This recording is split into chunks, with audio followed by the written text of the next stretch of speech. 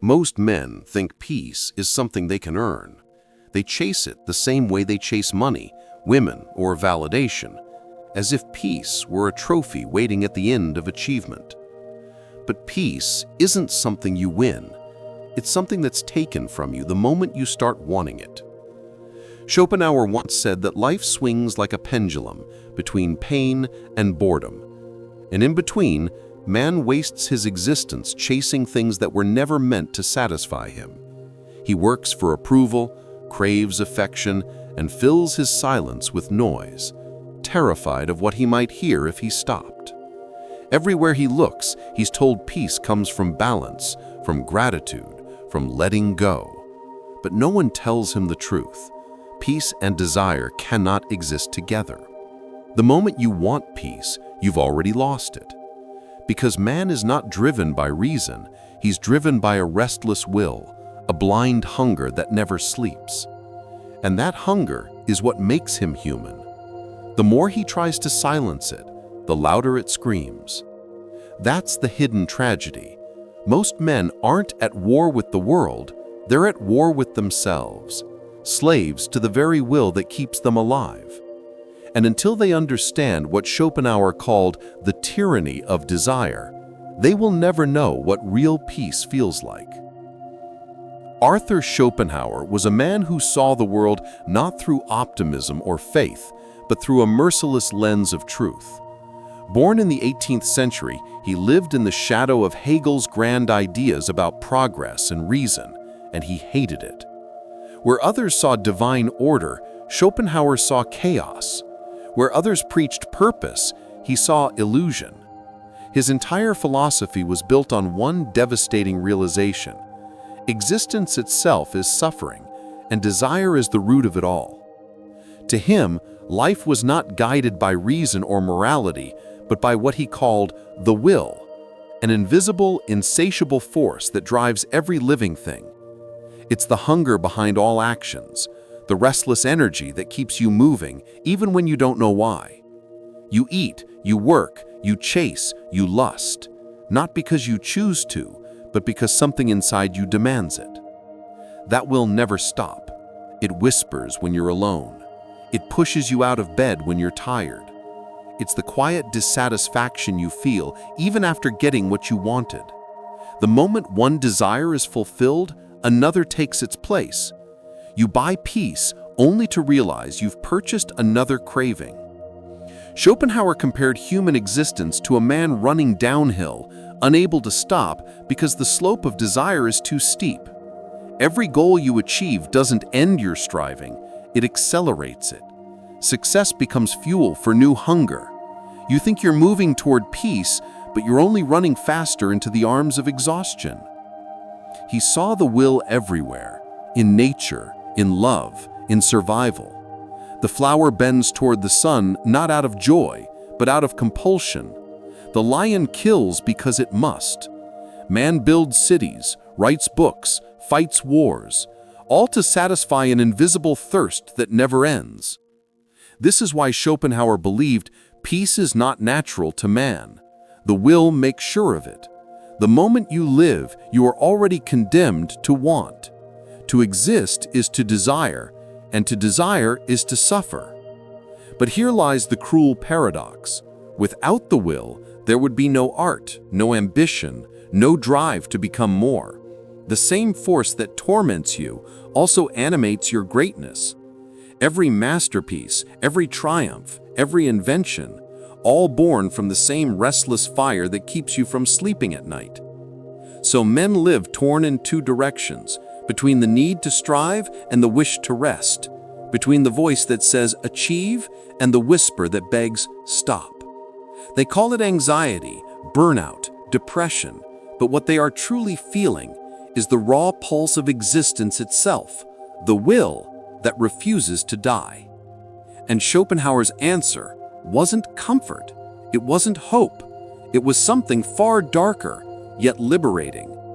Only by denying the will, by stepping outside of the endless chain of wanting, can man ever touch real peace. Not by winning more, but by desiring less. The tragedy, of course, is that almost no one can do it, because to deny the will means to deny the very thing that makes you feel alive. Every generation of men believes it's more advanced, more evolved, more self-aware. Yet beneath the noise of progress, nothing has changed. Schopenhauer's will has only become louder, amplified by the machines, screens, and endless options that feed it. Look around you. Every man today is trapped in motion, not because he chooses to be, but because stillness feels unbearable. He wakes up scrolling. He works until his soul feels mechanical. He chases validation, money, attention, even peace, all driven by the same restless hunger he can't name. Modern society has perfected the art of keeping men unsatisfied. Every advertisement whispers, "You are not enough." Every app is designed to keep your mind spinning. You chase pleasure through screens, but each moment of relief is followed by a quiet void, a silent scream from the will that says, "More." It's no longer survival that drives men. It's comparison. It's the illusion of progress. You don't compete with your neighbor anymore. You compete with the entire world, with digital gods who live better, look better, seem happier. But what you're truly fighting isn't them. It's the will inside you that refuses to rest. Men try to conquer this feeling through work, through success, through women, but every victory is temporary. The promotion fades, the relationship becomes routine, the excitement of achievement dissolves into boredom, and then, without warning, the mind whispers, "What's next?" This is the curse Schopenhauer warned about, the curse of wanting without end. Most men think they're searching for happiness, but happiness is just another mirage, another form of wanting disguised as peace. You can't chase peace and find it at the same time. The act of chasing destroys it. And this is why so many modern men feel hollow even when they've won. They have the house, the job, the partner, and yet there's this quiet ache that won't go away. That's the will. You can't out-earn it, you can't out-love it, you can't out-think it. You can only understand it, and eventually learn how to silence it. Even love, Schopenhauer said, is not what it appears to be. It's not romance or destiny. It's the will disguising itself through biology, tricking you into serving life's continuation. That's why the most passionate love often turns into resentment. The will got what it wanted, and now it wants something new. And in today's world, relationships often crumble for this very reason. Men chase women as symbols of validation. They crave to be seen, admired, needed. But when they finally get it, the fire fades, because what they sought wasn't love, but relief from the endless wanting within themselves. Schopenhauer's insight here is brutal but freeing. Until you stop identifying with your desires, you will always live as their servant. The world tells you to dream big, chase goals, never stop moving. But maybe what you truly need is to stop, to sit with the silence long enough to see how addicted you've become to wanting. The modern man believes peace is a place, a lifestyle, a mindset, a brand. But peace is not found in addition, it's found in subtraction. It begins when you stop trying to fix the ache and start observing it. When you stop feeding the will, even for a moment, something strange happens. The noise inside quiets. You see how much of your suffering was self-created, a loop of chasing shadows. But here's the paradox. Society does not reward stillness. The moment you step back, you appear lazy, unmotivated, detached. The will of others tries to pull you back into the game. They want you striving, spending, competing, because your dissatisfaction fuels the entire system. This is why most men never find peace. They're not taught to silence the will, they're trained to serve it. From the moment they're born, they're conditioned to want more success, want more validation, want more happiness. And by the time they realize the trap, it's too late. They've mistaken the cage for freedom. But a few men, a rare few, wake up. They begin to sense the pattern. They feel how every win leaves them emptier than before. They start questioning not the world, but the part of themselves that's never satisfied. And in that questioning lies the seed of freedom. The moment you see the will clearly, you can no longer be fully controlled by it. You still desire, but you no longer mistake desire for purpose. You still act, but not from compulsion, from awareness. That's the beginning of peace, the kind Schopenhauer spoke of not as joy, but as the quiet absence of suffering. True peace, he said, isn't the fire of happiness, it's the calm that comes when the fire finally goes out. The world will tell you to dream bigger, move faster, want more. Schopenhauer would tell you to stop, to sit, to watch your own mind like a battlefield. Because peace doesn't come from victory, it comes from surrendering the war within.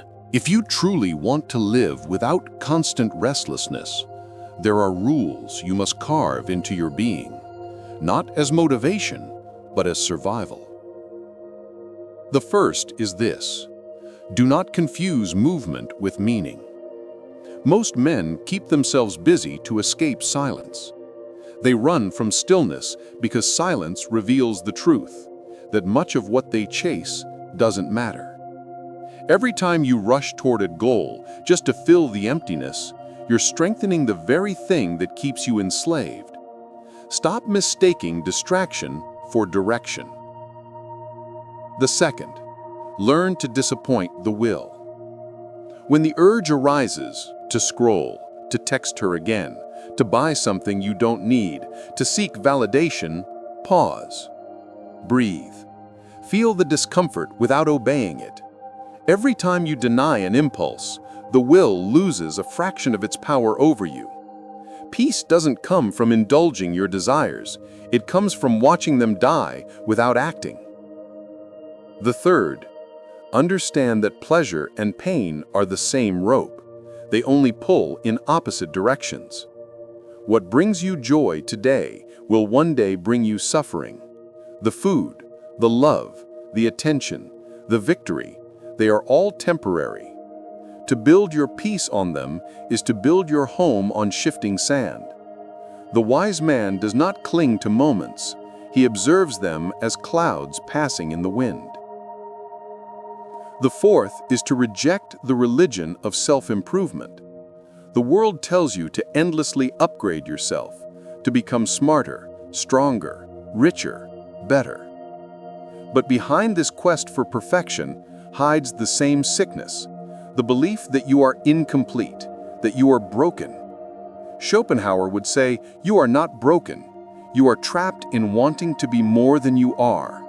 The moment you stop trying to fix yourself, you begin to actually heal. The fifth, embrace suffering, but don't worship it. Pain is not an enemy, it's a teacher.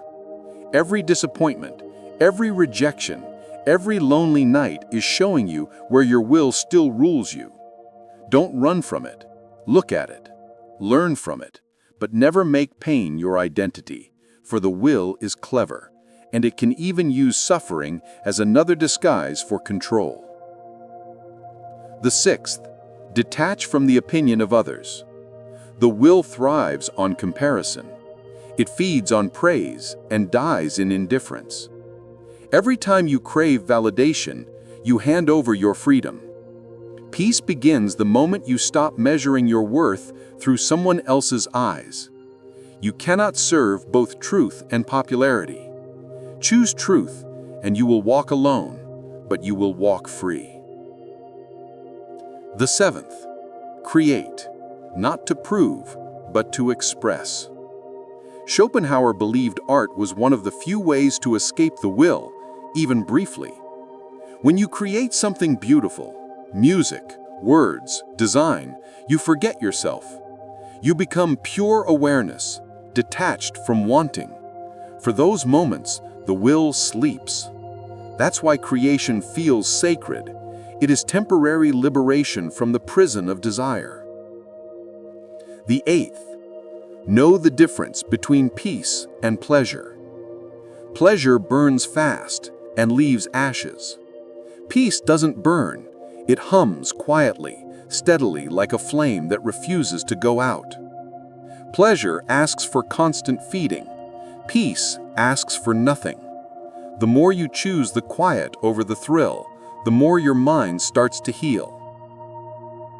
The ninth, do not chase love, embody depth. A man who is at war with himself cannot love truly because he only loves to be distracted from himself. When you silence the inner noise, when you are no longer desperate for validation, you become magnetic, not because you chase love, but because you no longer need it. Women are not drawn to perfection. They are drawn to stillness, to the man who cannot be shaken by desire. The 10th, know when to withdraw. There comes a point in every man's life when he must walk away from the noise of the world, not to escape, but to see clearly. Solitude is not loneliness, it is the forge of peace. The will hates solitude because it cannot distract you there. Learn to love being alone, not as punishment, but as purification. Schopenhauer would tell you that these rules are not meant to make life easier. They are meant to make it real. To see the world as it is, not as you wish it to be. To stop chasing illusions and finally stand still long enough to feel what's left when the wanting ends. When you begin to live by these truths, something subtle but profound happens. You stop being dragged by the current of endless craving. You start to notice beauty in silence, joy in simplicity, meaning in restraint. You realize the will can only control you when you resist it unconsciously.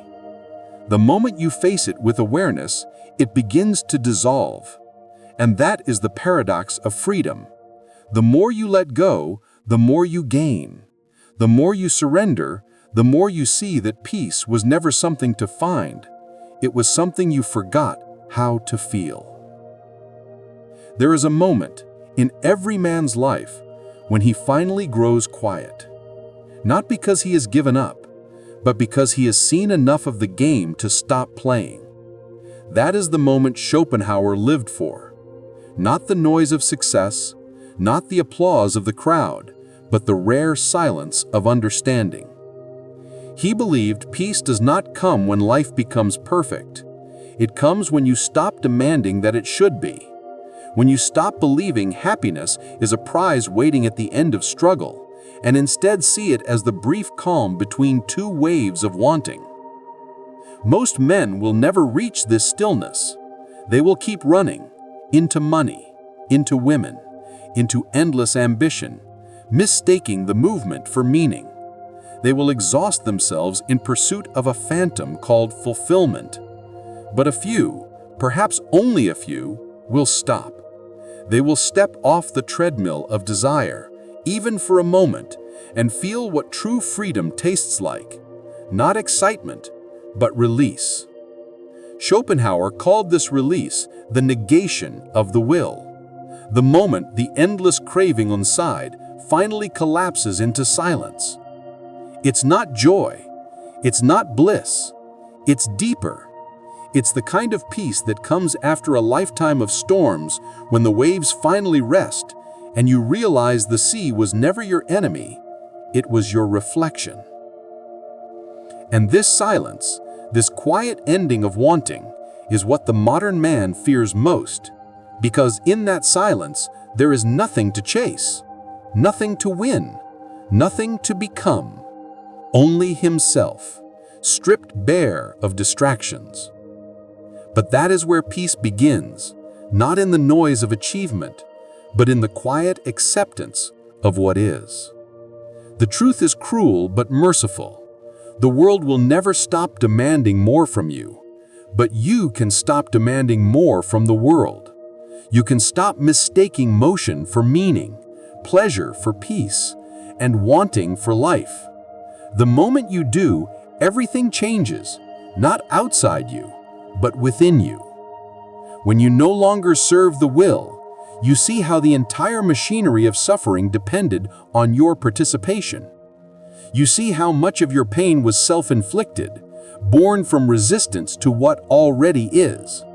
You see that freedom is not the power to have everything, but the strength to need nothing. That is what Schopenhauer was trying to teach. Beneath all the pessimism, beneath the darkness, his message was never hopeless. It was painfully honest. He saw that most men are slaves not because the world chains them, but because they chain themselves to desire, to illusion, to the endless wanting that never ends. But if you dare to look at life through his eyes, if you dare to stand still in the storm and not run, you may discover something holy in the emptiness. Not despair, not numbness, but peace. The kind that doesn't fade when things go wrong because it was never built on conditions. And maybe that is the final paradox, that the only way to find peace is to stop trying to find it. To live not as a servant of your hunger, but as a witness of your own mind. To walk through life not grasping, but seeing, not demanding, but understanding. Because peace, as Schopenhauer understood it, is not something you achieve. It is what remains when you stop mistaking the noise for life. So if you find yourself restless tonight, scrolling, chasing, needing, pause, step back, breathe. You are not missing anything. You are simply trapped in the illusion that you are. And the moment you see that clearly, the will loses, and you finally begin to live.